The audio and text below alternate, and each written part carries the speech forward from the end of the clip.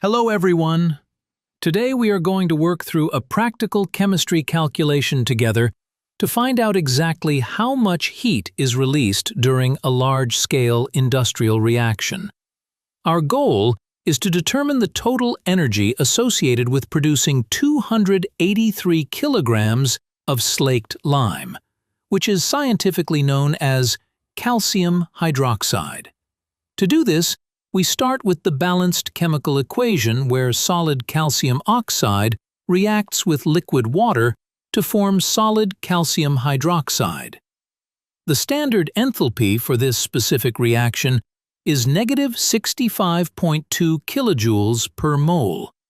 And we also know that the molar mass of our product, calcium hydroxide, is 74.1 grams per mole. To find the total heat, we need to bridge the gap between the mass we have in kilograms and the energy value we have in moles. Since the reaction's enthalpy is given in kilojoules per mole, our first logical step is to get our units aligned. We have 283 kilograms of material. But since our molar mass is expressed in grams, we multiply our mass by 1,000 to get 283,000 grams.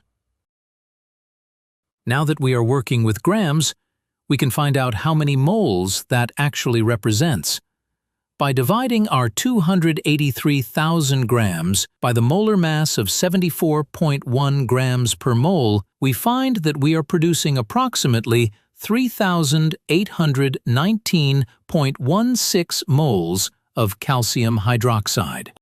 With the molar amount finally calculated, we can determine the total heat released by the reaction. We take our 3,819.16 moles and multiply them by the enthalpy of negative 65.2 kilojoules per mole. This calculation gives us a final result of negative 249,009.2 kilojoules. Because the value is negative, we know this is an exothermic process where a massive amount of energy is given off to the surroundings.